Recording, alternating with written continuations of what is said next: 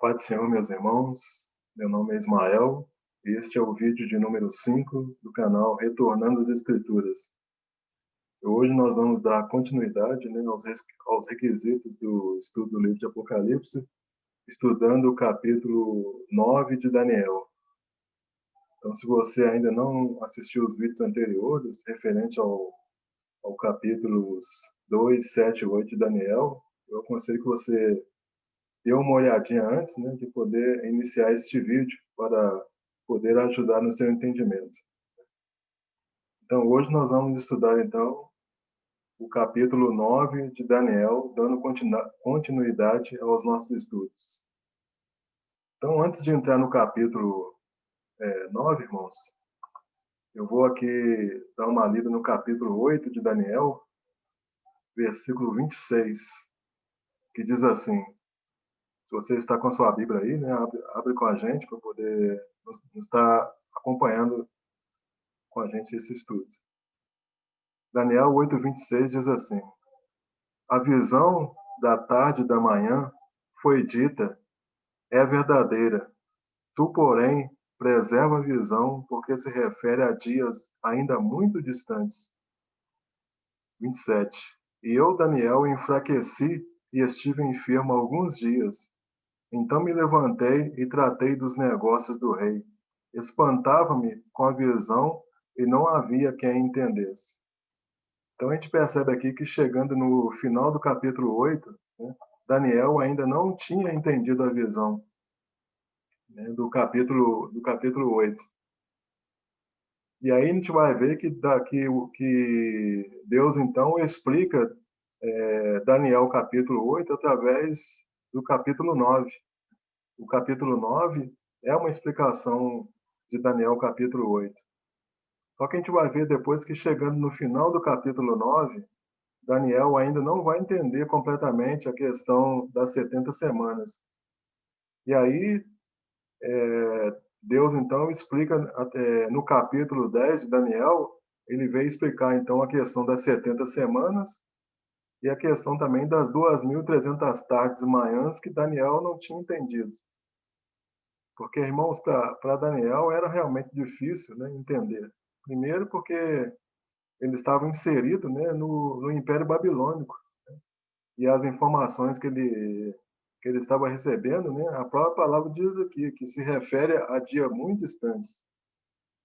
Então ele recebe uma informação, que tem um chifre pequeno, lá em Daniel 7, que se levanta do quarto animal, que faz guerra aos santos durante 3 anos e meio. Depois ele recebe em Daniel capítulo 8 uma outra informação de um outro chifre pequeno que se levanta do Império Grego e faz cessar o sacrifício contínuo. Então, realmente, eram informações assim, bem difíceis, de Daniel poder entender. E no capítulo 10 de Daniel, o que acontece?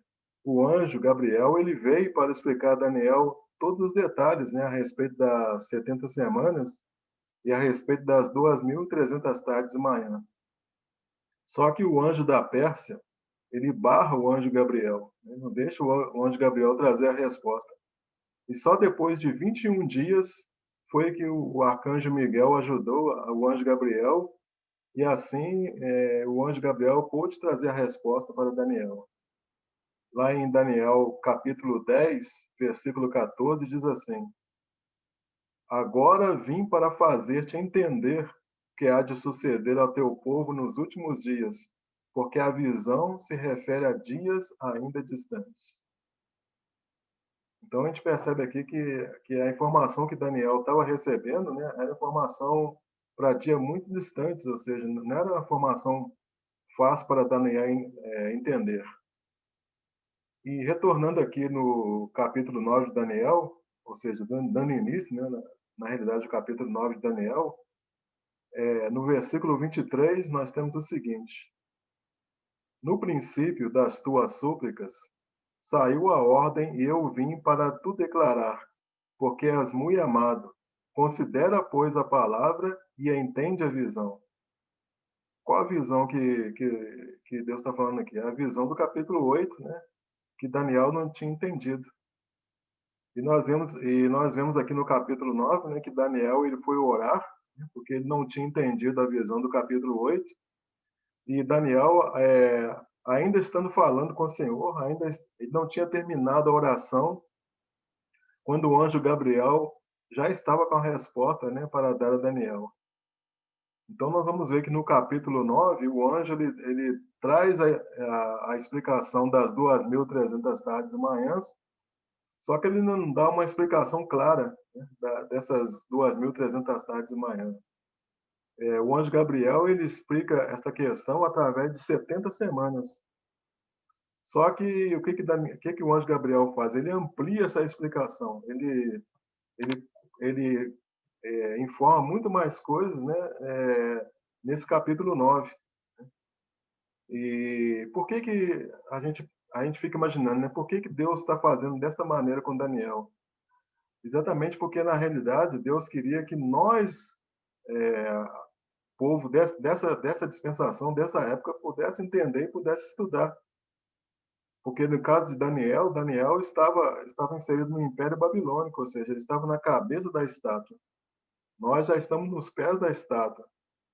E, além disso, nós temos todos os recursos, né? Nós temos internet, nós temos livros, nós temos várias traduções de Bíblias. Então, nós temos condições, muito mais condições do que Daniel de poder entender essa profecia. Então, na realidade, a explicação que Deus estava avisando era para a igreja do nosso tempo. Então, indo aqui para Daniel, capítulo 9, versículo 24, diz assim a palavra do Senhor. Daniel, capítulo 9, versículo 24. Diz assim a palavra do Senhor. Só um minutinho, irmãos, que eu estou acessando aqui a Bíblia aqui. Diz assim: 70 semanas estão determinadas sobre o teu povo e sobre a tua santa cidade, para fazer cessar a transgressão, dar fim aos pecados, expiar a iniquidade, para trazer a justiça eterna, para selar a visão e a profecia e para ungir o Santo dos Santos.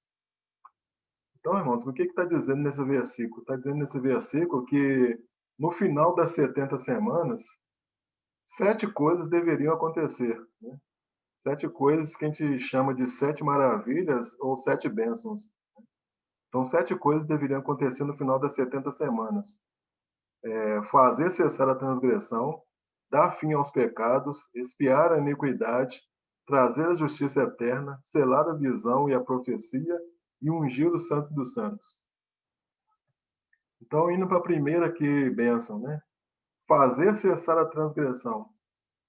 Então, nós sabemos que quem vai trazer a transgressão para o mundo é o chifre pequeno, né? Ele que vai trazer a transgressão assoladora. O que é a transgressão assoladora? A transgressão assoladora vai ser a profanação do templo. Quando nós vamos lá para Daniel, capítulo 8, versículo 13, diz assim: Depois ouvi um santo que falava, e disse outro santo àquele que falava: Até quando durará a visão do sacrifício diário e da transgressão assoladora, visão na qual é entregue o santuário e o exército a fim de serem pisados? Ou seja, quem vai trazer então a transgressão assoladora é o chifre pequeno. E quando que vai ser cessada essa transgressão? No final das 70 semanas. Depois da segunda bênção diz, dar fim aos pecados. Então, quando que vai se cumprir isso, o final dos pecados? Vai se cumprir na, na, na final das 70 semanas. Aí alguém pode perguntar, mas quando Cristo veio, né, quando Cristo ele veio ao mundo e morreu na cruz e ressuscitou, ele levou sobre si todas as nossas enfermidades, todos os nossos pecados? É verdade, né? Através dele nós temos os nossos pecados expiados, nossos pecados perdoados. Mas só que nós ainda estamos o quê? Na presença do pecado, né? Nós somos livres do poder do pecado, mas nós ainda estamos expostos à presença do pecado. E quando que o pecado ele vai ser extinto? Né? No final das 70 semanas. Né? No final das 70 semanas, vai se cumprir o que é a festa da expiação, né? O que é a festa da expiação? É quando o sumo sacerdote ele saía do Santo dos Santos, né? E naquele momento que ele saía do Santo dos Santos, o pecado do povo era perdoado. E na segunda volta de Cristo também vai acontecer a mesma coisa, né? Cristo ele vai sair o quê? Do Santo do Santo Celestial para buscar a sua igreja. E a partir daquele momento, então, será dado o quê? Fim aos pecados. Ele vai vir também, né, para expiar a iniquidade. Irmãos, o que é a iniquidade? A iniquidade significa uma condição daquela pessoa que não cumpre a lei de Deus. Então, toda a terra, né, todas as pessoas estão sujeitas à iniquidade, estão sujeitas ao não cumprimento da lei de Deus. E quando que finalmente vai ser expiada a iniquidade? Né? Quando que o povo de Deus vai estar livre da iniquidade? Né? No final das 70 semanas, com a segunda vinda de Cristo. A quarta bênção fala da justiça eterna. Quando que vai haver a justiça eterna? Quando que será que Deus vai trazer a justiça, né, para esse mundo? A justiça eterna ela só virá, irmãos, no momento em que aquela pedra lançada sem mãos bater nos pés da estátua. Naquele momento ali vai ser estabelecida a justiça eterna, né, onde todos aqueles reinos serão destruídos. E depois ele fala a outra bênção, que é selar a visão. Qual a visão que vai ser selada? Né? É a visão do capítulo 8, né? Porque Daniel 9 veio para explicar o capítulo 8. Selar a visão, selar a profecia. Qual a profecia? A profecia de que tudo que está sendo dito aqui no capítulo 8 vai ocorrer em tempos muito distantes. Ou seja, lá no final das 70 semanas, na segunda volta de Cristo, é que essa profecia que será selada. E por último, né, ele vai vir ungir o Santo dos Santos. Qual Santo dos Santos nós estamos falando aqui, irmão? Nós estamos falando do Santo Celestial. Não, aqui não se está falando do Santo do templo que Neemias edificou.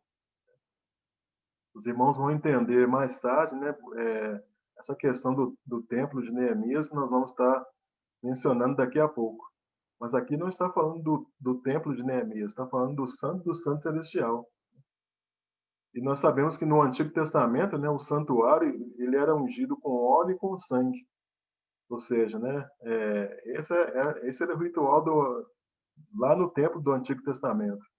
Mas quando a gente vai lá para o livro de Hebreus, né, lá diz que Jesus ele veio para estabelecer a verdadeira ministração no verdadeiro santuário, né, que está lá no céu. Esse santuário que está lá no céu é uma prefiguração do santuário mosaico. Quando Deus pediu para Moisés construir o tabernáculo, era um modelo semelhante daquele que estava lá no céu. E Jesus, quando chegou no Santo do Santo Celestial, ele ungiu que é o Santo do Santo Celestial com seu próprio sangue. E hoje, né, essa unção do Santo dos Santos, como nós podemos compreender isso hoje? Né? Como nós devemos interpretar essa unção do Santo dos Santos hoje? É a maneira, né, é o plano de salvação, né, para a humanidade, para a igreja, né, no sentido de que as pessoas sejam salvas, né, e tenham um encontro com Cristo. Ou seja, é a intercessão que Cristo faz pessoalmente para cada um de nós junto ao Pai. Então, essa é a unção do Santo dos Santos, né, trazendo para o dia de hoje. Então, essas 7 maravilhas aqui, então, irmão, serão cumpridas o quê? No final das 70 semanas. E o versículo fala aqui, né? 70 semanas estão determinadas sobre o teu povo. Que povo que está falando aqui? Aqui, esse povo aqui se refere o quê? Às duas casas de Israel. Ou seja, tanto os judeus como os gentios. Como eu disse anteriormente, né? O templo de Neemias aqui, ele está sendo usado como um pano de fundo, como uma tipologia do verdadeiro templo que somos nós. Então, os irmãos vão compreender daqui a pouquinho porque a gente está fazendo menção ao templo de Neemias, mas aqui a profecia está se referindo ao templo de Neemias como um pano de fundo né, para representar o verdadeiro templo, né, que somos nós. Outra coisa interessante também, irmãos, que aqui, né, fala de 70 semanas, né? E essas 70 semanas são 70 semanas de anos. Ou seja, cada dia da semana corresponde a um ano. Então nós temos aqui uma semana aqui corresponde a 7 anos e 70 semanas corresponde a 490 anos. Essa conta, né, nós nos baseamos lá no livro de Levítico, capítulo 27, 25, aliás, né, versículos de 8 a 10, que eu vou ler aqui para os irmãos. Diz assim: também contarás até 7 semanas de anos, 7 vezes 7 anos, de maneira que os dias das 7 semanas de anos te serão 49 anos. Então, no mês sétimo, aos 10 do mês, farás passar a trombeta do jubileu. No dia da expiação, fareis passar a trombeta por toda a vossa terra. E santificareis o ano quinquagésimo, e apregoareis liberdade na terra a todos os seus moradores. Ano de jubileu vos será, e tornareis cada um a sua possessão, e tornareis cada um a sua família. Então, com base nesse versículo aqui, nós sabemos então que essas 70 semanas aqui de Daniel são na realidade 70 semanas de anos. Bom, agora vamos então partir para o próximo versículo, né? Daniel, capítulo 9, versículo 25. Diz assim a palavra de Deus: sabe e entende, desde a saída da ordem para restaurar e para edificar Jerusalém, até o ungido, ao príncipe, 7 semanas e 62 semanas, as praças e as circunvalações se reedificarão, mas em tempos angustiosos. Então, a primeira coisa que a gente tem que estar atento aqui, irmãos, é que está falando aqui até o ungido, né? Quem que é ungido? O ungido é Cristo, né? Ao príncipe. Esse príncipe aqui, a gente percebe aqui que está com letra maiúscula, né? Então, esse ungido aqui está se referindo a quem? Está se referindo ao próprio Cristo. E a palavra inicia dizendo aqui, sabe e entende. O que significa essa expressão sabe e entende? Né? É como se o anjo estivesse dizendo para Daniel, né? Daniel, presta atenção no que eu estou falando, né? Sabe e entende. Procura entender a visão. Procura entender o que eu estou falando para você. E quando a gente vai lá em Mateus 24, versículo 15, Jesus usa também uma expressão semelhante, né, a essa usada aqui em Daniel. Ele diz assim: quando, pois, virdes o abominável da desolação de que falou o profeta Daniel no lugar santo, quem lê entenda. Essa expressão, quem lê entenda, é semelhante à expressão usada aqui em Daniel, sabe e entende. Ou seja, presta atenção, né? Procura entender o que eu estou falando. Então, irmãos, o versículo aqui, ele fala, né? Ele mostra aqui 2 etapas, né? 7 semanas e 62 semanas. Então, essas 7 semanas, essa parte aqui, ela se refere a um período de 49 anos, né? Um período de 49 anos que se iniciou no dia 14 de março do ano 445 a.C., com a saída da ordem para restaurar e edificar Jerusalém, né? E as 62 semanas, que são 62 vezes 7, que é igual a 434 anos, né?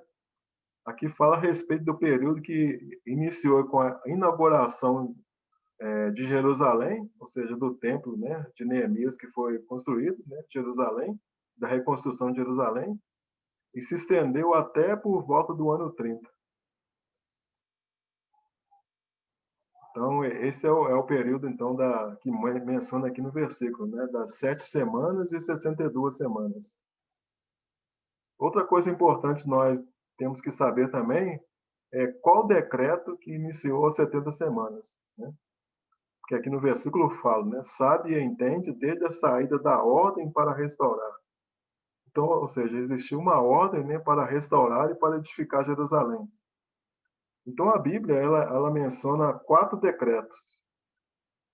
O primeiro decreto é o decreto de Ciro, que foi feito em 538 a.C., Nós podemos ver informações a respeito desse decreto de Ciro lá em Esdras, capítulo 1, de 1 a 8. A gente não vai ler aqui para não ficar muito longo o vídeo, mas os irmãos podem consultar depois, né?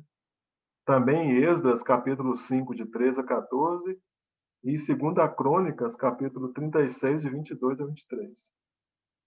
Então, esse decreto aqui foi o decreto para retorno dos judeus do cativeiro para reconstruir o templo. Então, esse foi o decreto de Ciro. Depois teve um outro decreto que foi no ano 520 a.C. Esse decreto já é o decreto de Dario. Esse decreto de Dario confirma o decreto de Ciro. Esse decreto de Dario ele pode ser confirmado lá em Esdras, capítulo 6, versículos de 1 a 13. Então, por que houve esse decreto de Dario? Exatamente porque o povo, quando ele veio aqui, quando ele saiu do cativeiro para reconstruir o templo, eles começaram a reconstruir o templo, mas eles passaram por muita perseguição, né, por muitos problemas, e eles interromperam a construção do templo. E aí veio o decreto de Dario, e com o decreto de Dario eles voltaram novamente, né, deram continuidade, né, à reconstrução do templo. Depois, em 457 a.C., veio o decreto de Artaxerxes I. Né? Esse Artaxerxes I é chamado Artaxerxes Longímano. Esse nome Longímano porque ele tinha a mão direita maior do que a mão esquerda. Por isso que ele era chamado Artaxerxes Longímano. Então ele fez um decreto pessoal para Esdras para ajudar no funcionamento do templo. Então esse decreto está lá em Esdras capítulo 7, versículos de 11 até o 23. E por último, né, que é o decreto mais importante, que é o que dá, é o que faz referência aqui a Daniel 9:25, né? Ele foi dado também pelo mesmo Artaxerxes, né, em 445 a.C. Então, esse rei ele fez um decreto para Neemias para a reedificação da cidade e dos muros. Que isso aí pode ser visto lá em Neemias capítulo 2, versículos de 1 a 9. Então, a gente percebe que até esse último decreto aqui, Jerusalém ainda não tinha sido edificado. Então, por que nós nos baseamos por esse decreto? Porque esse decreto aqui foi o decreto para a reedificação da cidade e dos muros. E lá em Daniel 9:25 ele fala o quê? Ele fala que sabe e entende, desde a saída da ordem para restaurar e edificar Jerusalém. Então, ou seja, a partir desse decreto, então, de Artaxerxes I, né, foi que houve, né, a saída para restaurar e para edificar Jerusalém. Então, as 70 semanas, elas começam a contar a partir desse decreto aqui de Artaxerxes I. E aí, irmão, só uma curiosidade que eu queria deixar para os irmãos aqui, né? Esse Artaxerxes I, ele é filho de Xerxes I. O Xerxes I é aquele rei que viveu no tempo de Ester. Né? Ele foi também chamado de Assuero. Então, Assuero ele foi pai de Artaxerxes I. Uma curiosidade para os irmãos, né? Interessante a gente ter essa visão também histórica, né? A respeito das coisas. E aqui o versículo ele termina dizendo, né? As praças e as circunvalações se retificarão, mas em tempos angustiosos. Esses tempos angustiosos aqui, irmãos, foi exatamente a dificuldade para a construção do templo de Neemias. Né? Então eles tiveram muita dificuldade, tiveram muita perseguição, né? Por Sambalate, por tantas pessoas que perseguiram ali o povo, né? No sentido de impedir a construção do templo. Então, o livro de Esdras e o livro de Neemias, eles narram, né, esses tempos angustiosos para poder edificar o templo. Né? E a palavra de Deus fala lá que eles quando estavam edificando o templo, com uma mão eles seguravam uma arma e com a outra mão eles trabalhavam. Né? Tal era, né, a perseguição. Né? E para esses tempos angustiosos, Deus levanta dois profetas. Né? Deus levanta o profeta Ageu e Zacarias. Exatamente para poder aqui estar estimulando o povo naquela época, para estar dando força as pessoas daquela época para a edificação da casa de Deus, exatamente por causa da perseguição que eles estavam passando, né? Interessante, irmãos, que Ageu e Zacarias, eles representam o quê? As duas testemunhas que nós vamos estudar mais para frente. Então, da mesma forma que Deus levantou dois profetas, Ageu e Zacarias, para poder estar intercedendo por um povo que está passando por dificuldade, está passando por perseguição, assim também nos tempos do fim, Deus vai levantar duas testemunhas exatamente para estar fortalecendo o povo que vai estar passando por perseguição. Então, são tipos, né, que apresentam na palavra de Deus que nós podemos fazer essa comparação, né? E aqui nós temos que fazer outra também coisa que nós temos que ver aqui é com relação ao santuário, né, que Neemias estava construindo. Na realidade, Neemias estava construindo o quê? Um santuário terrestre, né? Mas esse santuário terrestre que Neemias estava construindo, ele representa um templo espiritual, cujo fundamento é Cristo. Na realidade, ele está se referindo que a nós, né, que somos templos espirituais. Bom, então avançando aqui, né, agora para Daniel capítulo 9, versículo 26. Diz assim: Depois das 62 semanas, será morto um ungido e já não estará. E o povo de um príncipe que há de vir destruirá a cidade e o santuário. Destruirá a cidade e o santuário. E o seu fim será num dilúvio, e até o fim haverá guerra, desolações são determinadas. Então, esse versículo aqui, ele começa a falar o que vai acontecer depois das 62 semanas. Então, já se passaram o quê? 7 semanas e as 62 semanas, né? 62 mais 7 dá 69. Ou seja, nós estamos na 69ª semana. O que vai acontecer depois dessa 69ª semana? Aqui fala, será morto o ungido. Quem que é o ungido? É Cristo.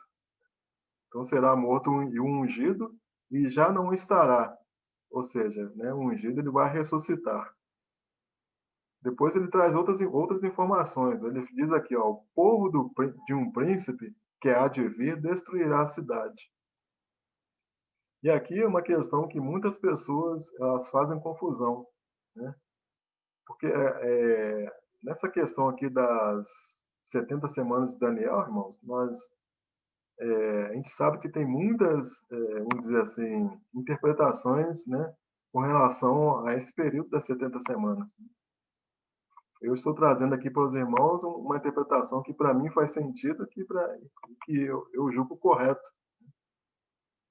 Como eu mencionei no primeiro vídeo, né, o nosso canal não tem a pretensão aqui de trazer a resposta final, né, mas eu estou trazendo aqui para os irmãos algo que eu entendo que seja a interpretação correta. Mas os irmãos vão estar consultando em outros livros, outros canais, que existem também outras interpretações. Então, com essa questão do povo do príncipe aqui, há muita, vamos dizer assim, informações a respeito disso, né? Então, nós sabemos que o general Tito, que era um general romano, ele começou o cerco a Jerusalém no ano 66 depois de Cristo e terminou no ano 70. E como Israel ele ficava longe de Roma, o que o general Tito fez? Ele arregimentou os soldados das nações próximas a Israel. Então, esse exército que o general Tito constituiu, né, ele era formado o quê? De povos sírios, egípcios e árabes. Ou seja, esse povo era o povo que ficava ali próximo a Israel.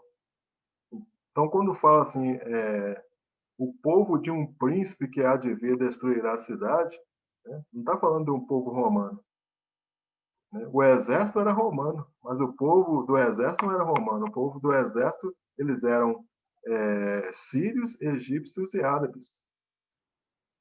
Então foi esse povo que destruiu a cidade, né? E esse príncipe aqui, na realidade, não é ele historicamente ele é o rei Tito, né, o imperador Tito, mas profeticamente ele vai ser o anticristo. Está falando aqui do anticristo. Então, o povo do príncipe ele é o que vai destruir a cidade. Qual é o povo do príncipe? O povo do príncipe ele é composto de pessoas de povos sírios, egípcios e árabes. Então, esse povo que vai destruir a cidade, né, lá na última semana. Então, muitas pessoas, né, atribuem aqui ao povo romano, né? Então, não foi o povo romano que destruiu a cidade, né? Foi o povo que estava próximo, né? O exército era romano, mas o povo não era romano. E esse fato aqui, irmão, do povo não ser romano, ele pode ser confirmado pelos historiadores, como Flávio Josefo, como Públio Cornélio Tácito. Esses dois historiadores, eles confirmam nessa questão de que esse povo, esse exército, né, é composto de pessoas, né, de nações próximas a Israel. Então, esses povos aqui, irmão, é que vão tipificar o povo que vai combater a igreja durante a grande tribulação. Né? Então, povos sírios, egípcios, árabes, estão tipificando povos que vão combater a igreja, né, durante a grande tribulação. Esse príncipe que há de vir aqui é o anticristo. E aqui fala, né, no final do versículo fala que até o fim haverá guerra, desolações são determinadas. Ou seja, então da semana 69 até o final haverá o quê? Haverá guerras, haverá desolações. E aqui, irmãos, acontece algo, né?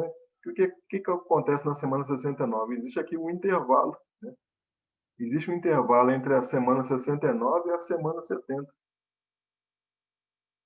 Esse intervalo é exatamente o intervalo que nós estamos vivendo hoje. Né? Então, a igreja hoje ela faz parte desse intervalo entre a semana 69 e a semana 70. E aí, no versículo 27, que nós vamos ler agora, né, Daniel 9, 27, agora ele vai começar a falar a respeito do início da 70 semana. Né? Aqui fala assim, ó, ele fará firme aliança com muitos por uma semana. Na metade da semana fará cessar o sacrifício e a oferta de manjares. Sobre a asa das abominações virá assolador, até que a destruição que está determinada se derrame sobre ele. Então, essa pessoa que fará a firme aliança, quem que é? É o anticristo. Né?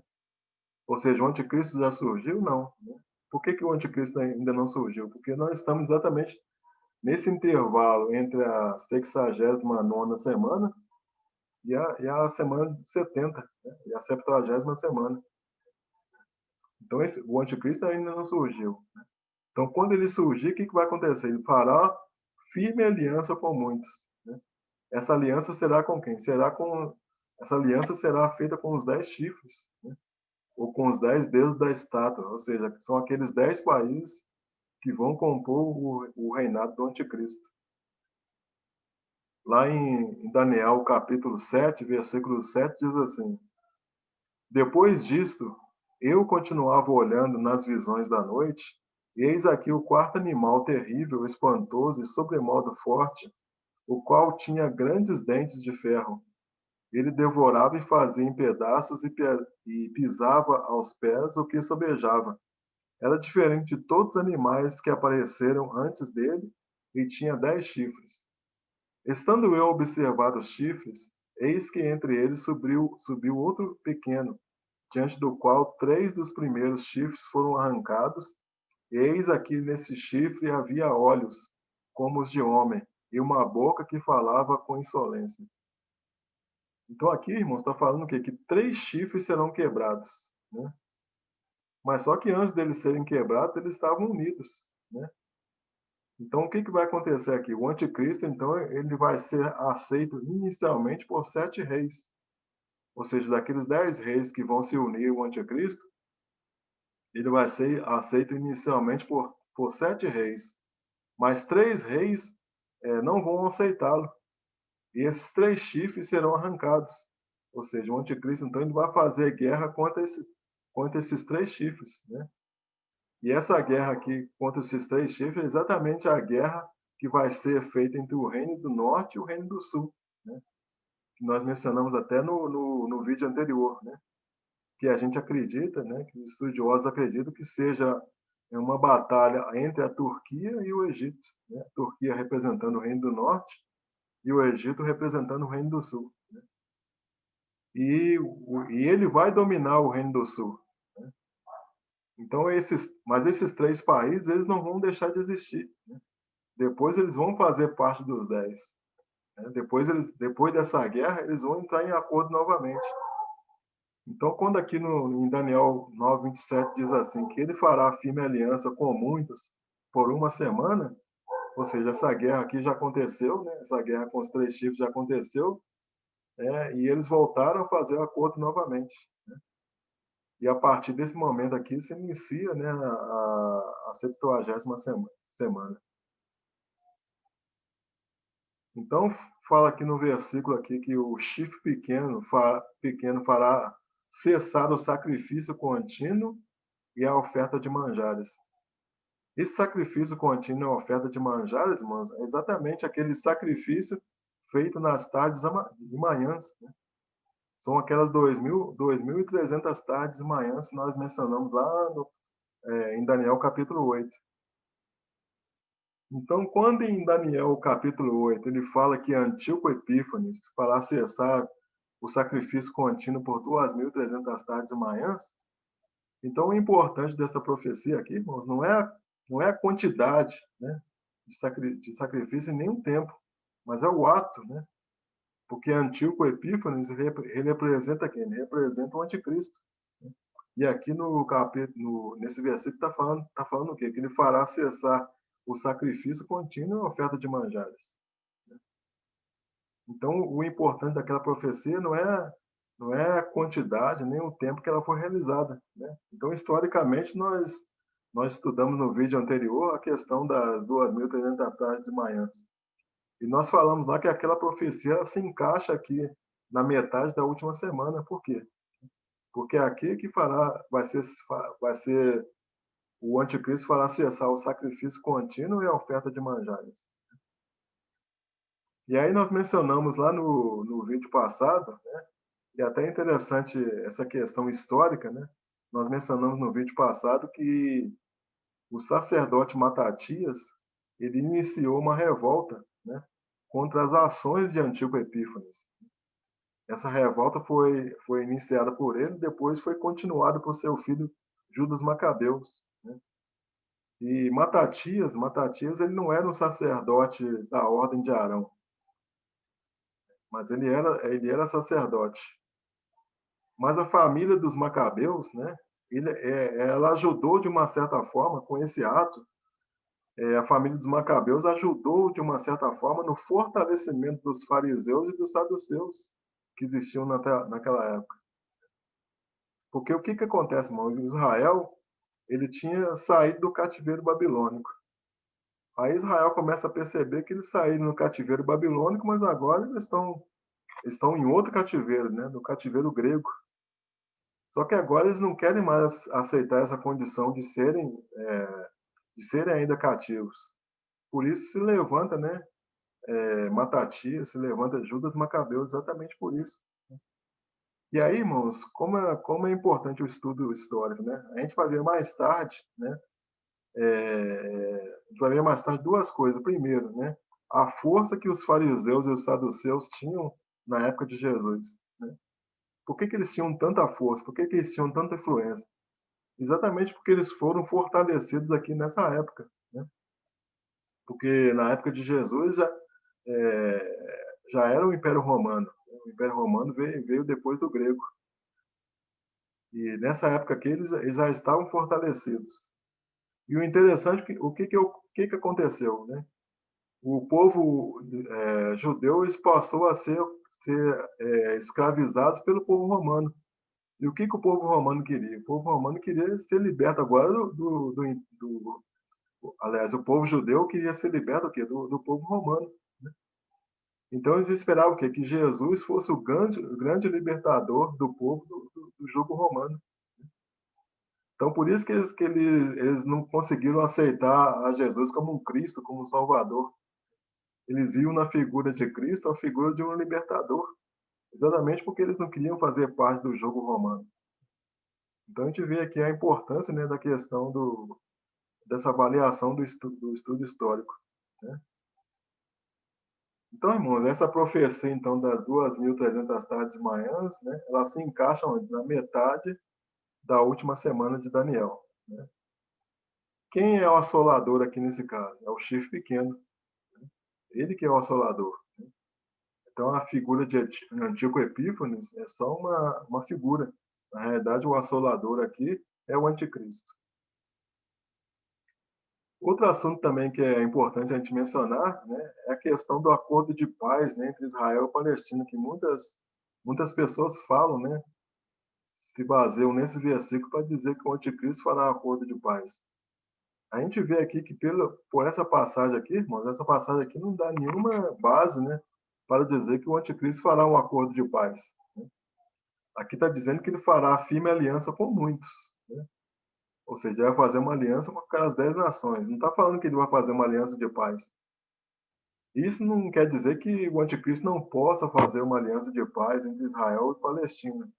Pode ser que ele faça, mas não com base nesse versículo aqui. Esse versículo aqui não está dizendo que ele fará uma aliança de paz entre Israel e Palestina. Bom, outra coisa que nós temos que ver aqui, né, é essa questão do sacrifício contínuo. Então, o sacrifício contínuo e a oferta de manjares, ela faz parte do sacrifício das tardes e manhãs. Então, nós falamos aqui que todas as tardes e manhãs, né, o sumo sacerdote ele tinha que fazer o quê? Ele tinha que acender a menorá e tinha que queimar incenso no altar de ouro. Só que hoje, irmãos, o santuário somos nós, né? Hoje o santuário somos nós. E Paulo, nas suas cartas, né, ele fala o quê? Ele não fala de um santuário feito por mãos humanas, né? Ele fala do santuário que somos nós. Então, na nova aliança, né, nós somos a habitação de Deus. Então, hoje, o que é hoje o sacrifício contínuo hoje? O sacrifício contínuo hoje é a pregação do evangelho, né? O sacrifício é a oferta, são as obras que nós fazemos em prol do reino de Deus. Então, quando fala aqui que ele vai, na metade da semana, ele fará cessar o sacrifício e a oferta de manjares, o que está querendo dizer aqui? Que na metade da semana, o anticristo ele vai proibir o quê? Vai proibir a pregação do evangelho, vai proibir as obras que a igreja faz em prol do reino de Deus, né? É isso que vai acontecer, né? Na metade da semana. E aqui o versículo aqui termina, né, dizendo é, que sobre as asas da abominações virá o assolador, até que a destruição que está determinada se derrame sobre ele. Ou seja, aqui está falando do final, né, do anticristo, como que ele vai terminar. E lá em Daniel 7, versículo 25, diz assim: proferirá palavras contra o Altíssimo, magoará os santos do Altíssimo e cuidará em mudar os tempos e as leis, e os santos lhes serão entregues nas mãos por um tempo, 2 tempos e metade de um tempo. Mas depois, né, se assentará o tribunal para lhe tirar o domínio e para o destruir e o consumir até o fim. Então aqui nós estamos vendo que aqui fala da destruição do anticristo, né? Então esse tribunal aqui nós vamos estar estudando com mais detalhes lá no capítulo 19, né? A gente vai ver que vai se assentar um tribunal. Esse tribunal aqui vai determinar o que? A destruição do anticristo. Então, irmãos, eu vou compartilhar com vocês aqui uma tela, né, só para os irmãos verem com mais exatidão essa questão aqui das 70 semanas de Daniel, né? Só um minutinho. Vou estar compartilhando com os irmãos aqui. Porque quando a gente olha assim... Só um minutinho que nós já estamos compartilhando.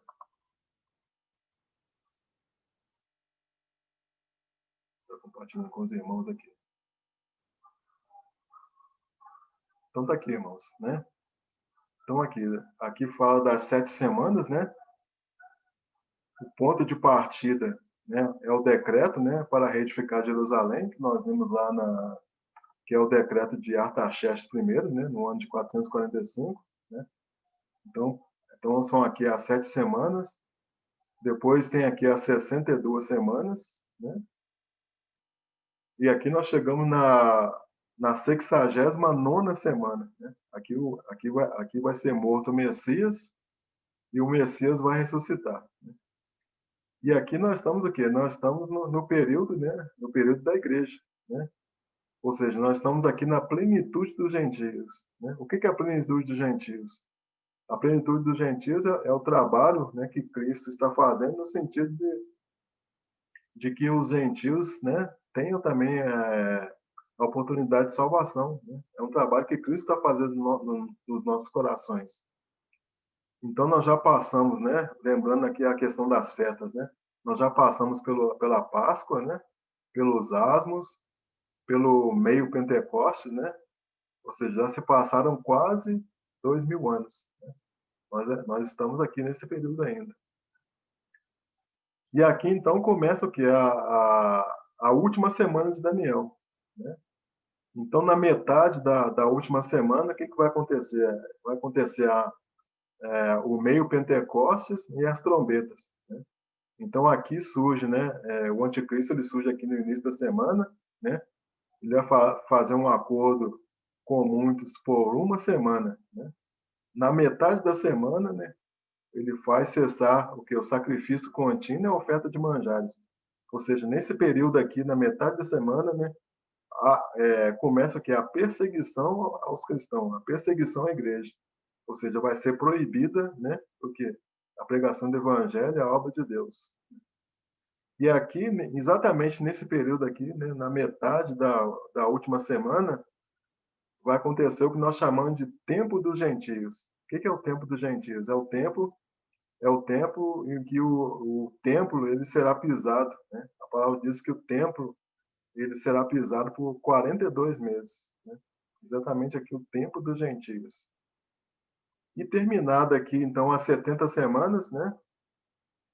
Aqui ocorre que a segunda vinda de Cristo.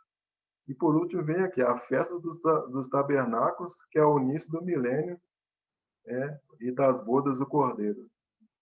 Então, irmãos, com essas informações aqui, né, nós podemos dar para a gente compreender, né, com mais precisão, né, a questão das 70 semanas, né?